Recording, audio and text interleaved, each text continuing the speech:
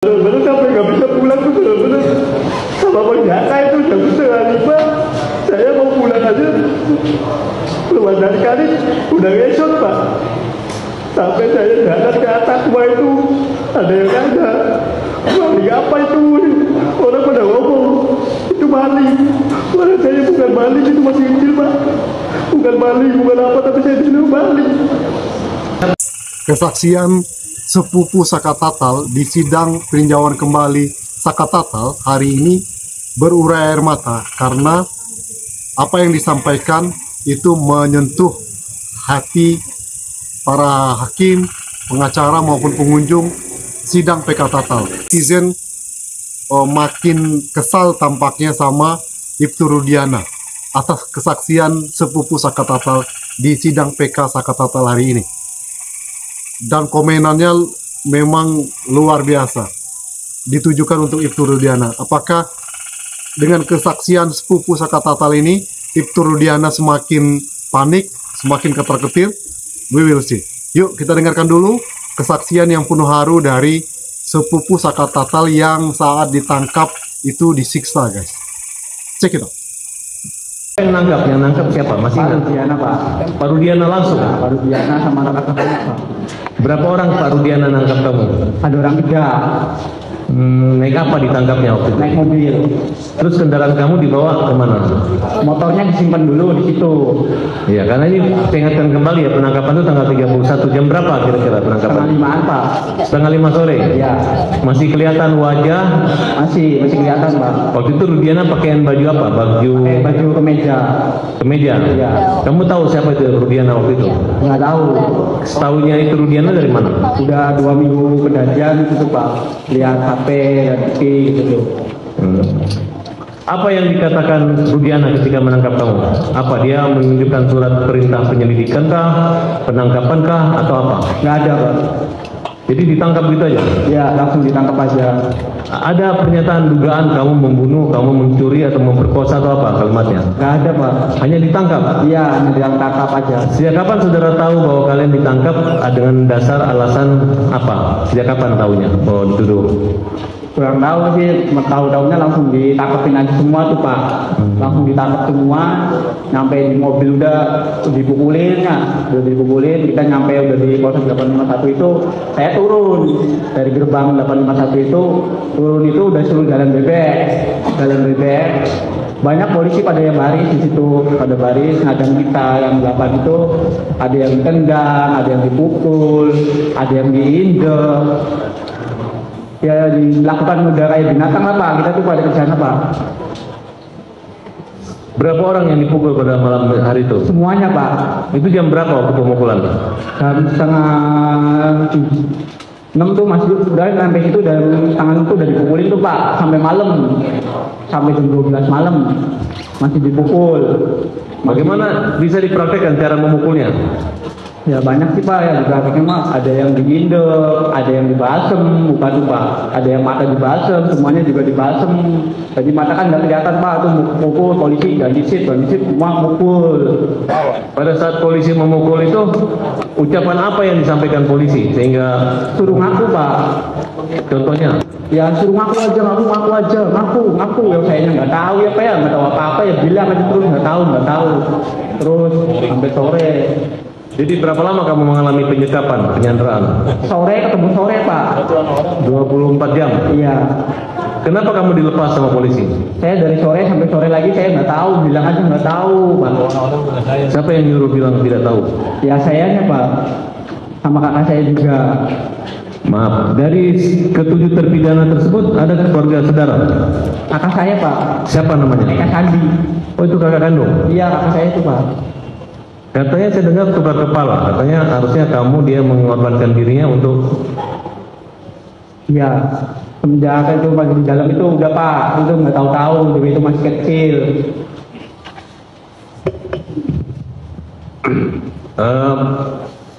Ketika kalian mengalami penyiksaan, Iya Pak. siapa yang paling parah dipukul? Eko, kakak saya, Hadi. Jaya, saya, Saka, ya semua lah Pak. Lemak pulang-pulang aja sampai 1 bulan saya baru beres muka Pak. Jalan aja nggak bisa. Lapor wajib juga saya masih kaprot Pak, balik-balik. Saya 1 bulan lapor wajib ditetap Senin Kemis itu saya ke situ masih pepet balik-balik Pak. Sama siapa? Sama Kanit yang di situ Pak. Masih ingat namanya? Kalau Kanit nggak ingat. Saya Senin Kemis itu ya lapor wajib, ditabuk balik-balik. Padahal itu baru sembuh. Tapi ya saya yang merasa kayak gitu ya, udah sok dipukul. Yang saya merasa nggak apa-apa ya Pak. Bilangnya udah sehat, sehat Pak.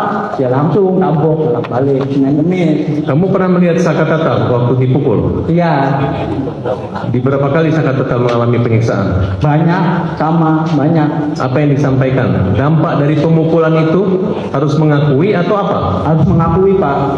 Padahal itu nggak tahu. Eka Sandi dipukul juga? Dipukul. Kan sampai remek Pak, sampai jual jalan aja nggak bisa aja Pak.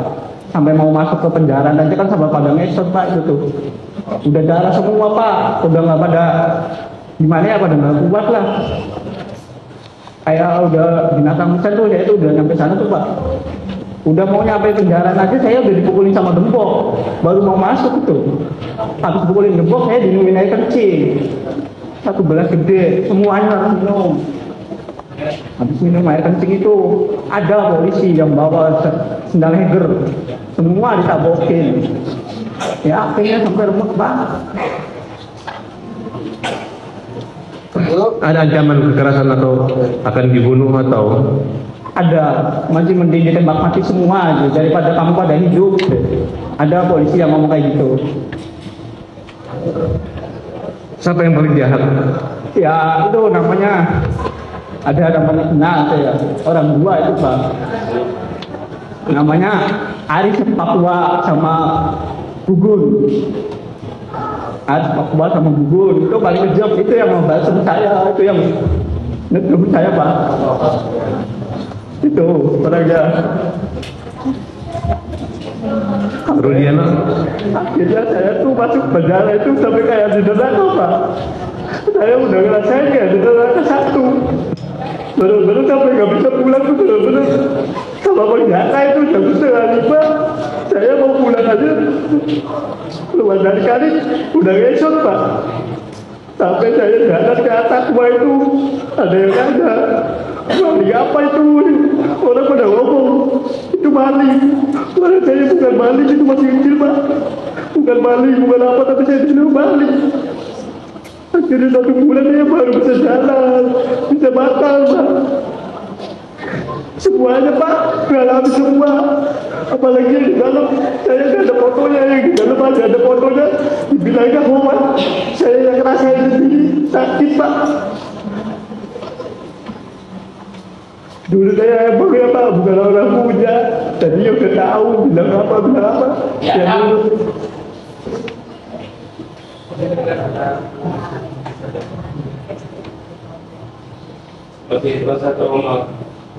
Ya trauma ada Pak, tapi yang agak berani sekarang Bapak. Siapa orang yang menolong kamu waktu itu? Gak tahu, itu polisinya baik, pakai baju bukan pakai dinas, pakai baju biasa.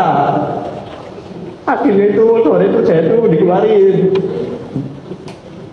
Tapi dikeluarin itu saya masuk lagi ke Kanit, dimasukin Kanit lagi. Yang lain bordol pada 2, saya 4.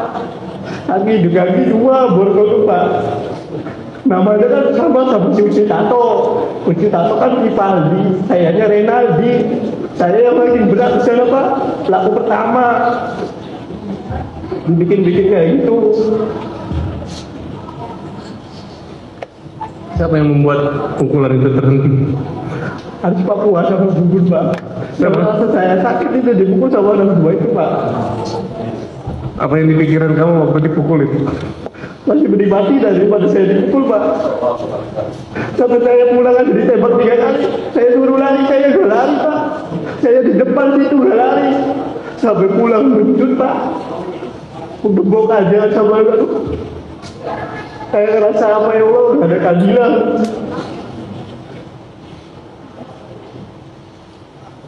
Ibu kamu, ayah ibu kamu tahu kejadian itu? Tahu Pak. Mang Jaka tahu, karena saya tahu. Bapak saya juga di situ gak bisa apa-apa ya saya boleh darah. Kamu lihat kakak kamu juga disiksa?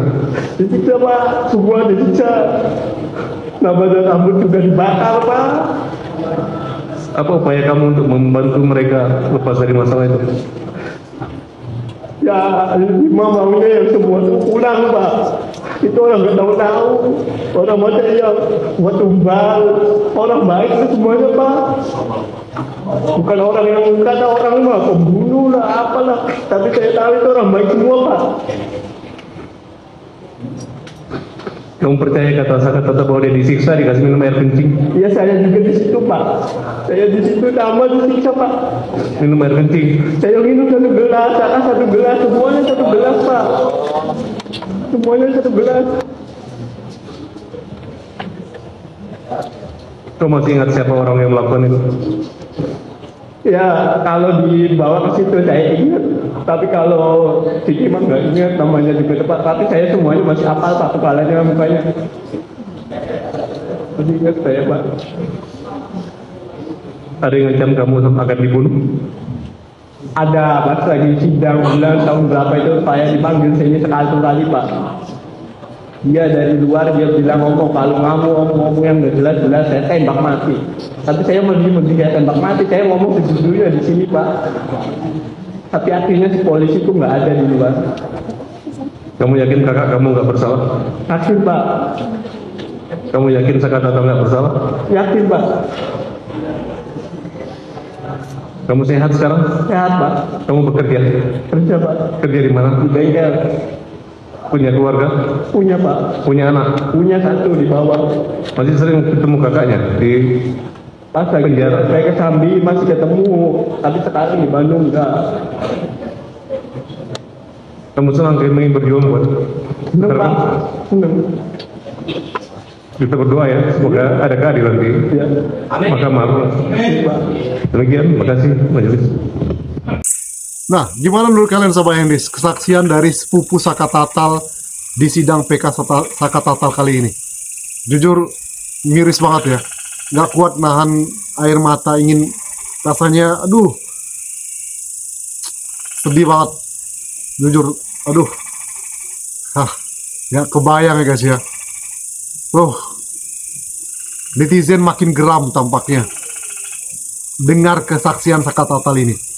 Dan semua komenannya ditujukan ke Ibtu Rudiana. Yuk Sobat Hendis, bagaimana kelanjutan dari kasus Vina Cirebon ini? Bagaimana nasib Sakatatal? Apakah bisa bebas dari hasil sidang ini? Mungkin ini juga yang menyebabkan Ibtu Rudiana tidak mau hadir ke sidang PK Tatal. Kabarnya kan diundang ya, tapi lewat kuasa hukumnya dia tidak mau hadir karena novumnya tidak kuat. Lalu bagaimana? Nama dia disebutkan di kesaksian seperti ini, Dede dan juga Sakatatal, tapi kok dia nggak mau hadir. Oke, itu saja Sobat Hendis video reaction kali ini. Thank you for your attention. One more time, don't forget to subscribe, like, comment, and share. See you in the next video. Wassalamualaikum warahmatullahi wabarakatuh. Bye-bye.